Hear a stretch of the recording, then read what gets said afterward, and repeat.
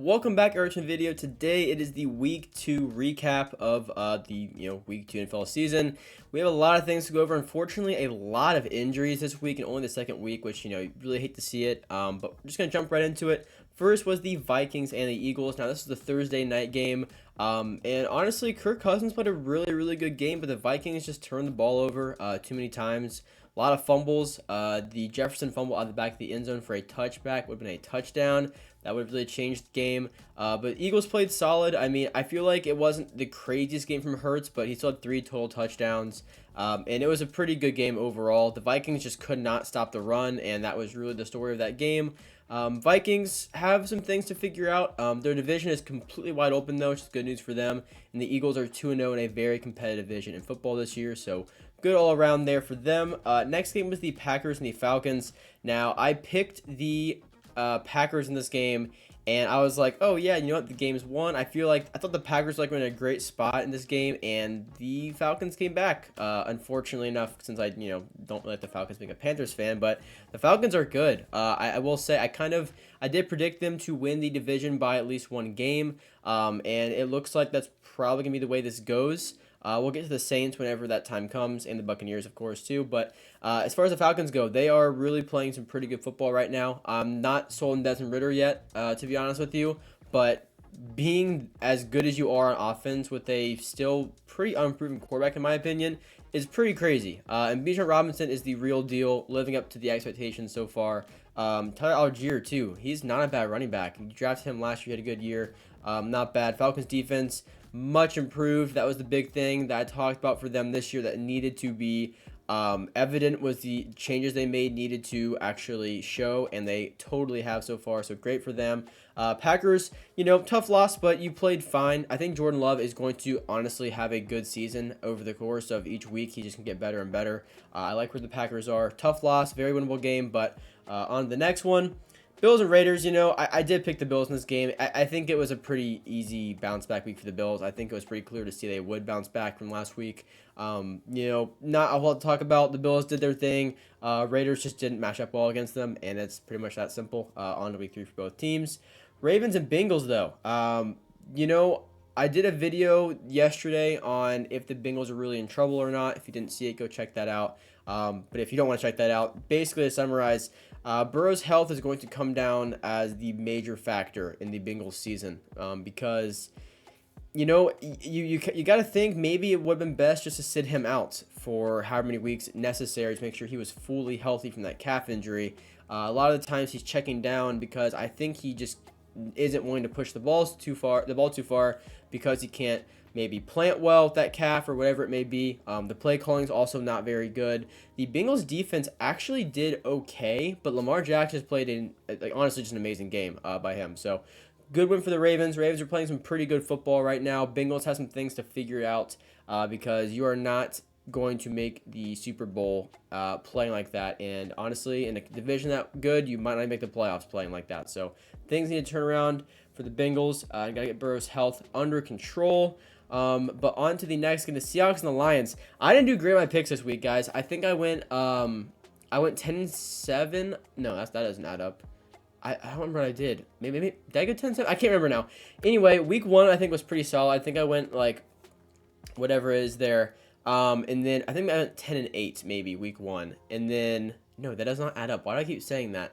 10-6? Did I go 10-6? I can't remember what it is. Either way, week 1 was pretty good. This week I did do not pretty bad, but there was a couple games that I messed up on. And honestly, there are a couple games that really switched. Like that Packers game, I thought I had one. This game, I thought I had one. That Jared Goff interception, or pick 6, really turned out to really hurt the Lions. And it's always a good game. The Seahawks and Lions played last year, and it was a super high scoring game, so I think it was kind of expected. I thought the Lions would come out on top of it.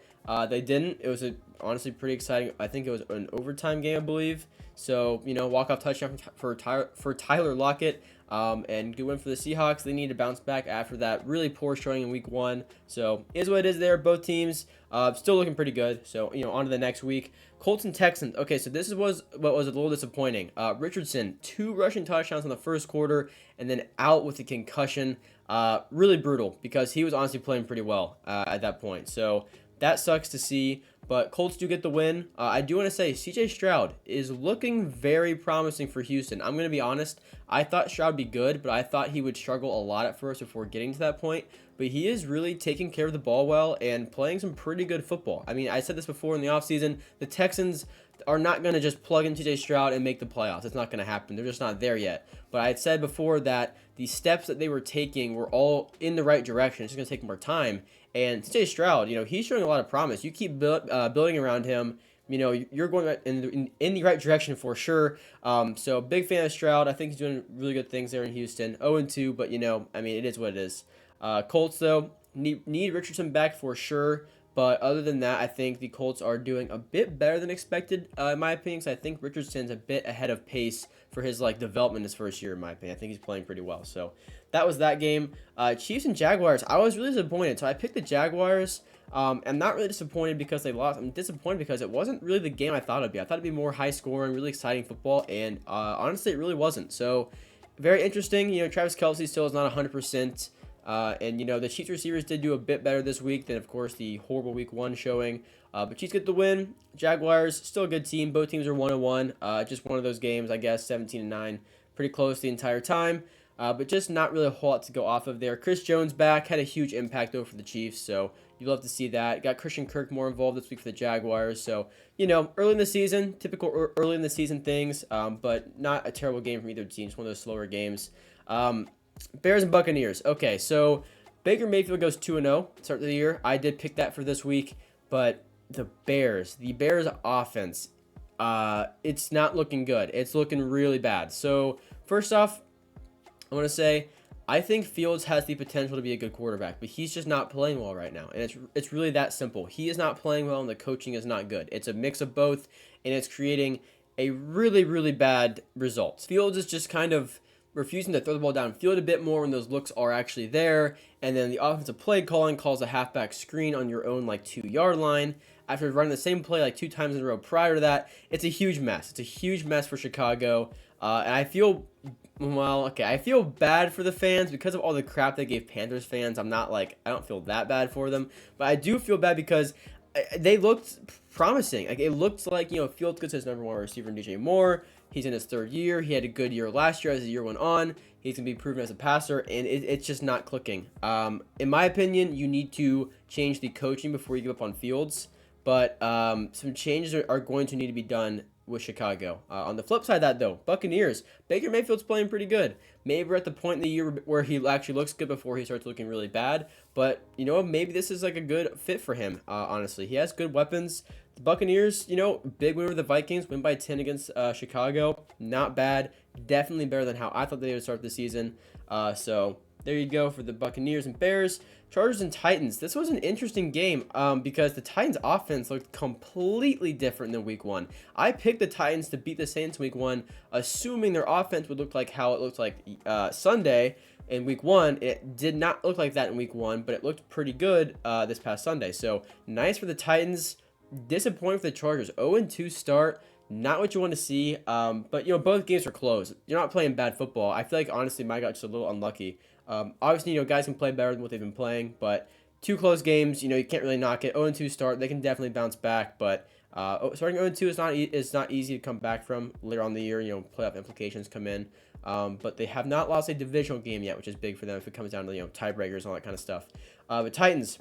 That's what I want to see from the Titans offense. They looked much better this week. 1-1 for them. Very nice. Tied for first in that division with the Jaguars. So nice game there. Giants and Cardinals. The Giants gave me a heart attack when they were down 20-7. I was like, what is going on? Why do they not look good? What happened to them last year? And they come storming back for a 3-point win. And which is good. I don't want to negate that, but you did struggle against the Cardinals, who are a team that are supposed to be bottom of the league. I will say their defense has actually looked not terrible this year. So whether that's Gannon or not, I don't know. But props to them, but you're just not there. You're just not going to be good this year. It's just that simple. So good on the Giants for coming back and getting that win. That was a very needed win for them after that 40-0 loss in week 1. So nice win there. Daniel Jones looked much better. Much better, actually. And then, Cardinals, not a whole lot to say. Solid defense, not much more than that. And then next, 49ers and Rams. The Rams competed. I mean, yeah, as simple as that. They really did. Puka Nacua is just really good at football apparently for the Rams. When you get Cooper Kupp back, that might be a really good offense you got there. Stafford, Kupp, and Nacua. And then Cam Akers, healthy scratch. He did not play, even though he was healthy. And now there's like trade rumors again. I don't know why this is like a yearly thing with him, but I don't think it's his fault though. I'm pretty sure he said that like he surprised everybody else. So not sure what we want with that. But Rams, you played okay. The 49ers just a really good team. They get the win, 2-0. 49ers are playing about how I expected them to. Rams are playing better than I expected. But they have a big Monday night game against the Bengals this coming week. And my week picks for week 3 will be out tomorrow, by the way, so be on the lookout for that. I want to increase our record from this past week because I kind of missed a few games, not going to lie. I want to bounce back from that. But yeah, pretty good showing there from the 49ers and Rams. Usually it's fairly competitive, but the 49ers do get the win, and they did this time as well. Jets and Cowboys.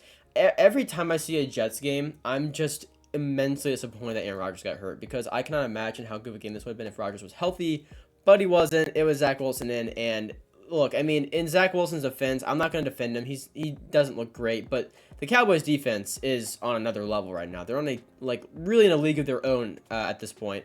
Micah Parsons played incredible. The entire D-line played incredible, really. Garrett Wilson had that one really long touchdown reception, but other than that, not a whole lot there. Jets got to get something worked out to kind of salvage their season after Rodgers goes down, and the Cowboys, they were rolling 2-0 on the year. Very good look for them. It is them, Washington, and the Eagles, all 2-0 in that division. So that's really big for them because it's a very competitive division. Got to get all those wins you possibly can. Nice game from them.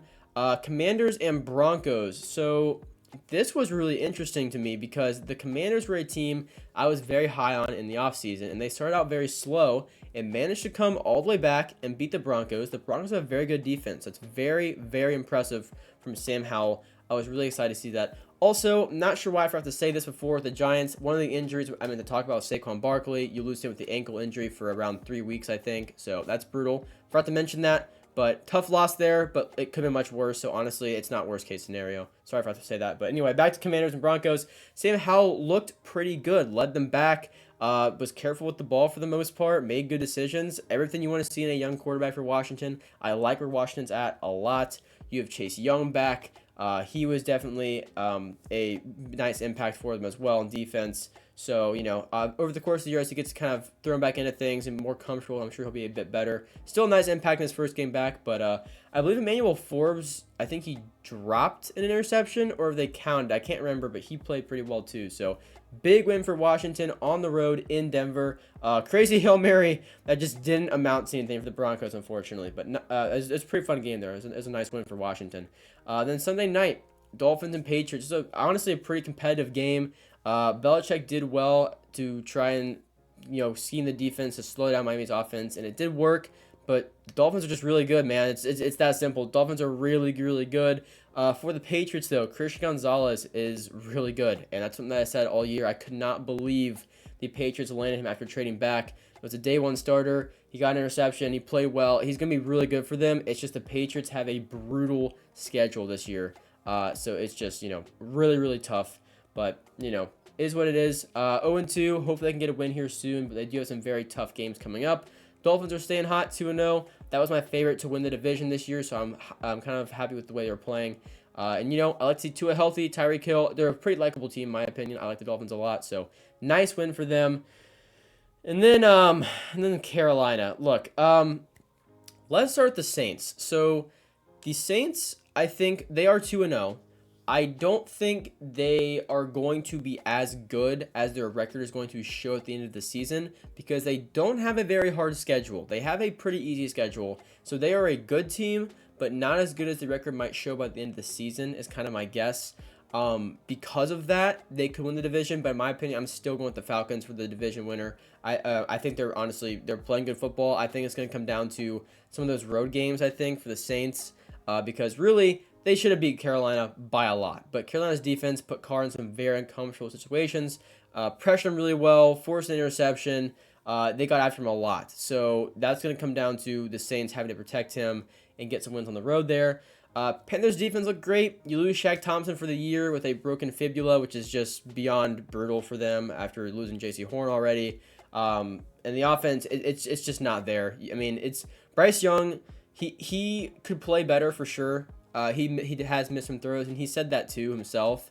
But it really comes down to separation. The wide receivers aren't getting open. It's really that simple. You can't ask a rookie quarterback to come in and throw every pass perfect in the receiver's hands when they're covered, because it's not fair to the quarterback. It's not realistic, and when you don't have receivers that good, you just don't have receivers that good. It's going to be a tough year for Carolina. They don't even have their first-round pick this season, so got to make some splashes in free agency. Need receivers, need corners, but if you want to see Bryce Young play better, you got to give him some help. And it's really as simple as that. Nice defense, though.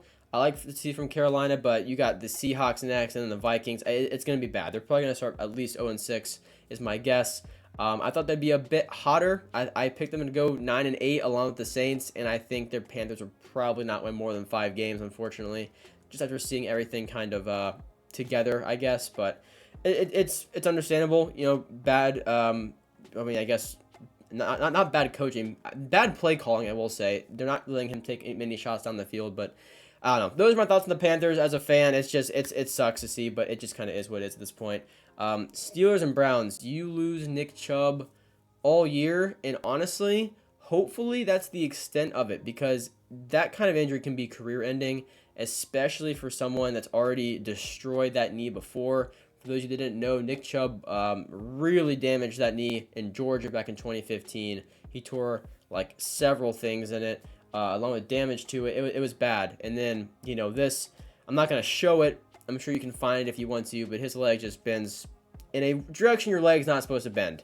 And, you know, it looked very bad. Steelers fans, though, were honestly very classy. They were kind of chanting his name as he went out because it's just a brutal injury. No one wants to see that. Very gruesome. But at the end of the day, it did happen, and you have to now look at the Browns' offense without Nick Chubb, and that is something that is not good. It's not good to see. Nick Chubb is the heart and soul of that Browns offense, and Deshaun Watson's just not playing well. It's really that simple. He's just not sensing pressure well like he is, but he's not really avoiding it like he used to. In the Steelers defense, to be fair, played out of their mind last night. I mean, it was some really good defensive football. Both sides, really. Credit to the Browns defense, too. Both sides, really good defense. But the Steelers did get the best of them off that fumble for 6, and that was the difference in the game. Deshaun Watson needs to play better, though, under that kind of pressure. Steelers, Kenny Pickett, I'm still not thrilled with. I thought he would be taking a bit more of a step by now, especially after how last season went, and then the way he looked in preseason, and then now it's just like all that's out the window, and he's kind of panicking and not going through all his reads properly. So hopefully that changes for him, but you cannot ask anything more from the Steelers defense. Really great game, really great game from them, and then the Browns defense too, really great. It was a very good defensive game. Really nice AFC North football there. Not much more to really say about it, but yeah, Browns losing Nick Chubb is beyond awful for you and him, of course. So you got Jerome Ford in now, who actually had a pretty good game last night. So, you know, maybe it's not going to be as big of a loss, but Nick Chubb is just one of those guys who you can find a replacement to get similar production, but you just cannot replace him himself. Nick Chubb is just irreplaceable or unreplaceable or whatever. But yeah, so good game from both teams. Steelers come out on top. It's now 2-0 Ravens, 1-1 Browns, Steelers, and 0-2 Bengals. So interesting division there. But that is going to do it for the week recap. You know, some tough injuries. Nick Chubb in there. Shaq Thompson in the Panthers game. I don't think anything in that one. Don't think anything in that one. Don't think anything 49ers. Saquon in the Giants and Cardinals. And trying to just go through. And then Richardson, of course.